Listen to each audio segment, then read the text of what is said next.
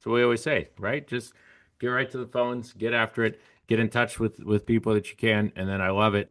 Um, Sometimes we forget that just because there's only one name on the lead doesn't mean that there's not somebody else in the house, right? So one part of that, I was talking with a couple of you guys yesterday about it.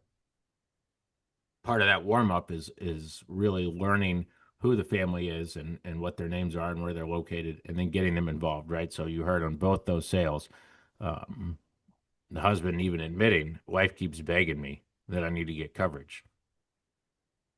So it's somewhat obvious that we should probably get that wife involved at some point, right? Because as she said, he was wasting her time because he'd been putting it off. So if he's keep putting it off, he's going to put it off there. And so now you get the wife involved, and the wife's like, "We're going to get this done today." So avoid the one leggers when you can, when you realize that part of the decision making is the spouse. And then on the flip side, you had the young lady who had lost a term policy. It happens to a lot of our clients, right? AARP and some of these companies that claim they're pro seniors, and then the next thing you know, they wake up and their policy's gone, and then husband in the background. So you get him involved, right? And so getting the family involved, getting the spouse involved is only going to help you solidify the sale.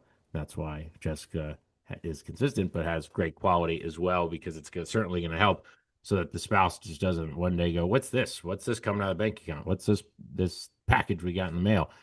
So include them when you can, especially when they're home, and that will only help you solidify that and put in the activity and be consistent, and good things will come. It's Friday, folks. For those that don't watch my 5 a.m. video, I promise I say it. I'm not offended. But what I do remind everybody every Friday is that the answer rates on Friday are higher. So if you're sitting there questioning yourself on that, it's just statistics, right? It's just statistics showing that just like sometimes you guys want to give up on Friday, other people give up on Friday, completely unrelated to us, that are calling potential clients. So Friday is a great time. Treat it like a Monday. Have a fast start Friday.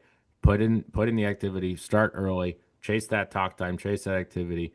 Sound happy. Smile when you dial. Do all those things. And then Saturday Sales Club is going to be rocking tomorrow. It's going to be the best club. It's March now, right? So it's like we're based in Florida. We're basically in spring. So it's like the spring club. It's going to be a lot of fun. Who knows? Maybe Matt will be DJing in the background. I don't know, but it's going to be great. We're going to have real time leads. We're going to have live transfers.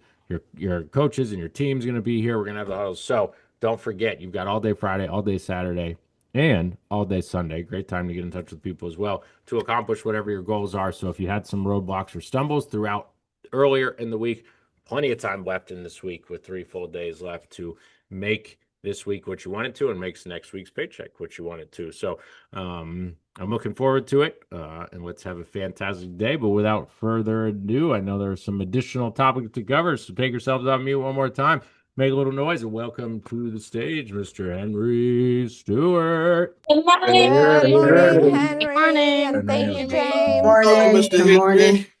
Good morning, and give it up one more time if you're excited, because today is going to be the biggest day you've ever had in Got to history. be.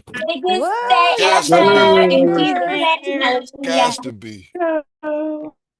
Our message is simple this morning. The great thing about Friday is that you're looking in your checking account and you're seeing one of two things. Either you're seeing a check that you'd like to repeat, or you're seeing a check you'd like to avoid based on whatever money is in there. So how do you do that? Well, you heard some tips. Jessica was talking about how important it is to find other people and starting early and all the things that James said. You probably mentioned also the types of products. You probably heard her mention that it was AMM, and sometimes we feel that's out of our control, which it is and it isn't, by the way. You can control how good your underwriting is, because sometimes we're writing people Gerber or Sika that really could qualify for immediate benefit with other products. You can control if you ask for other people that might be in the house. So sometimes the client that you're talking to is a Gerber, and that's why they're on the phone like, you know what, I know something's wrong with my health. I need to get covered.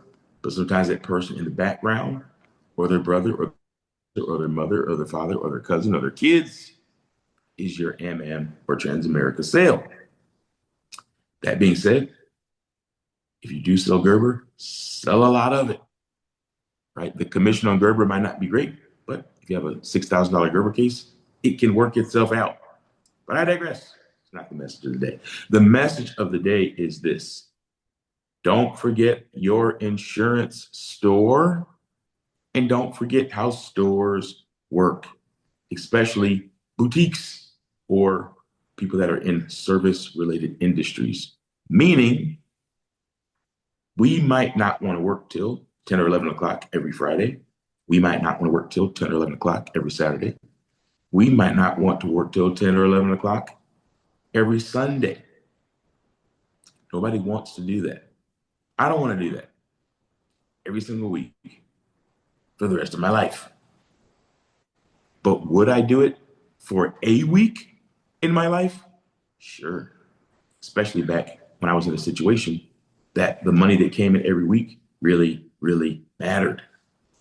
So don't make the mistake. If you're looking in your account, you're like, I want to get another one of those types of deposits.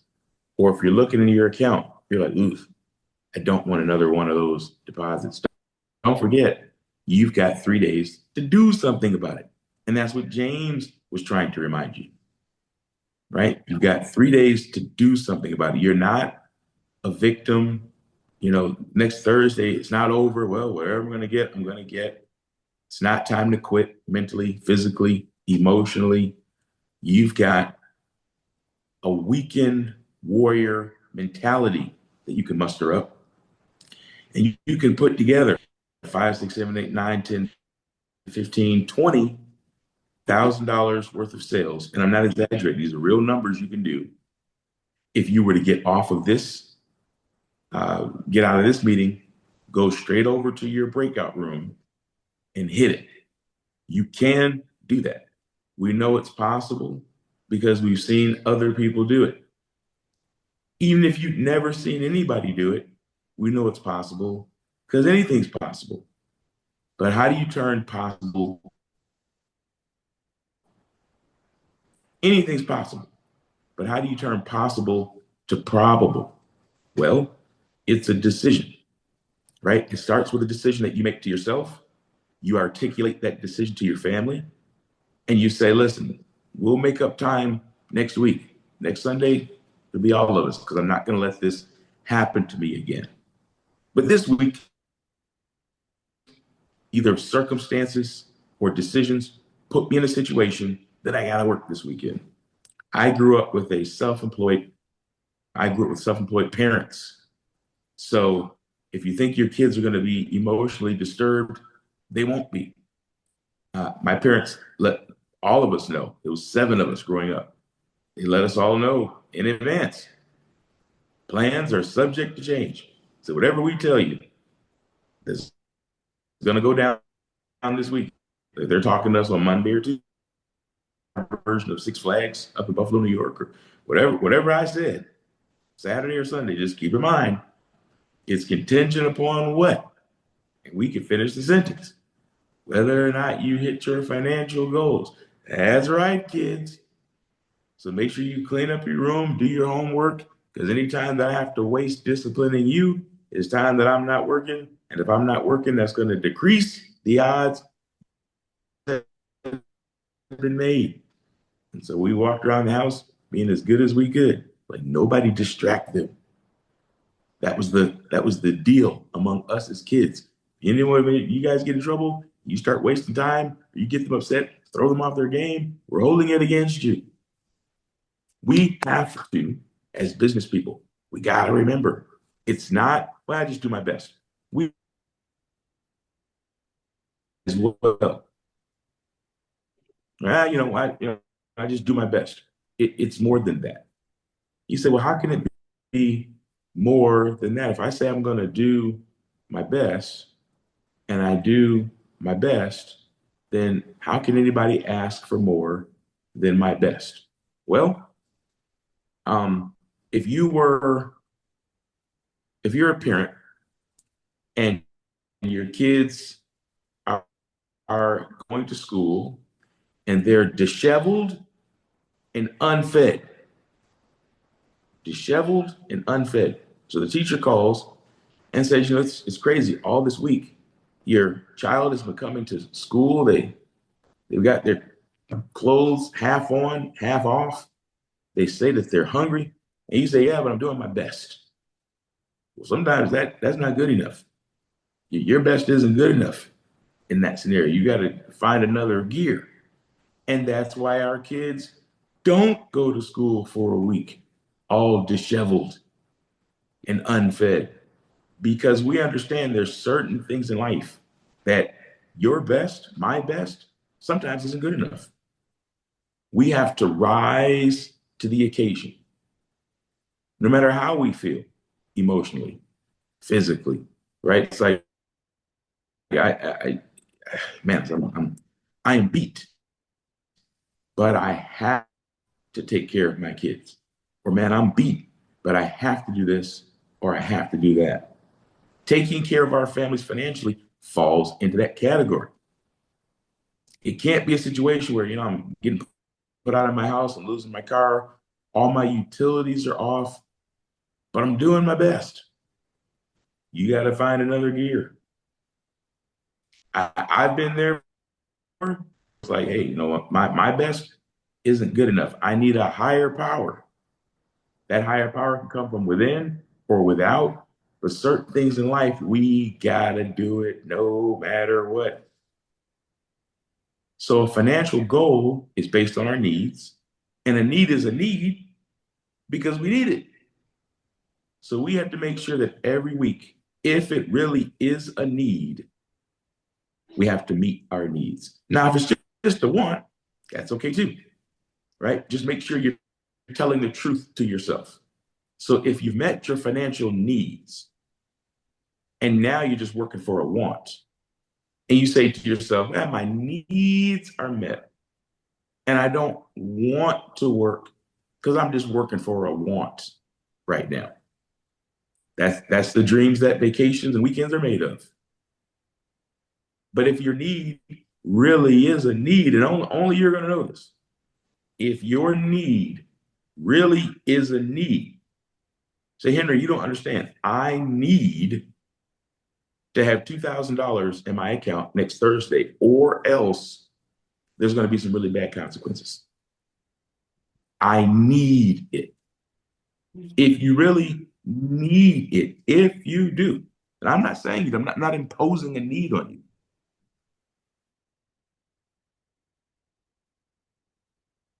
I need this money because there's some bad consequence. If that's the case, if it's a need, then you've got to work like it's a need. Does that make sense? Henry, I need X amount of dollars next Thursday. Okay, then you need to work today and tomorrow and Sunday to meet that. I don't need it, but I'd like to. Okay, then work in such a way as to accomplish it if you can. Henry, I don't need it at all, and I just want to relax. Okay, relax. Because we're not here to make you do anything you don't want to do or don't need to do. We're here to encourage you to meet your need, whatever that need is. Some of you might say, well, I don't really need it this week, but I want to build momentum and get some extra money so I can build a cushion.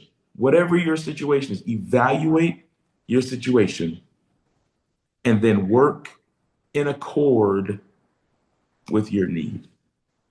Because sometimes what we see, we'll look, the executive team, we'll look today and we'll see how much money an agent made.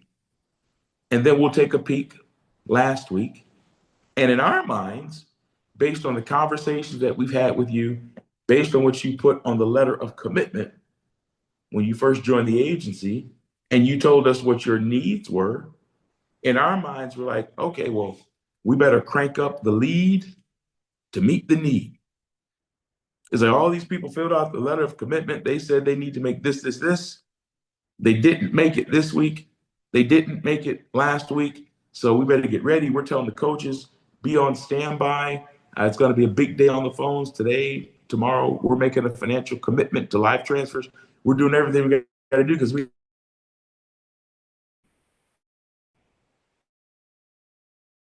only 20% of the team might be making phone calls past 5 o'clock today. And maybe 20% of the team is making phone calls tomorrow. And we're like, now on paper, 80% of the team said they needed money, but only 20% of the team's working. Why is that? Maybe we've allowed ourselves to get a little discouraged. Maybe we have forgotten what James just said, which is sales is not magic, it's math. It's just a bunch of phone calls till somebody picks up the phone, and then it's a bunch of conversations. And then once you have that conversation, it's maximizing the engagement. Like my dad used to say, close. CLOSE stands for son. Close stands for come. Let's overcome silly excuses.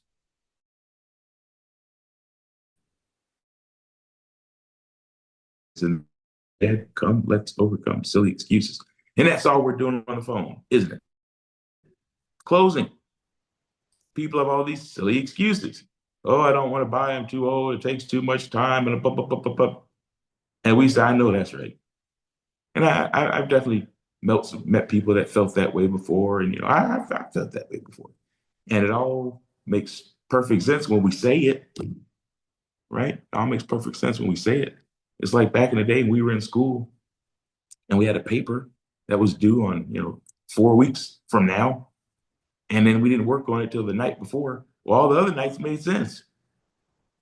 We got homework to do, and we're like, oh, I'm busy, I gotta work and this and that. It always made sense.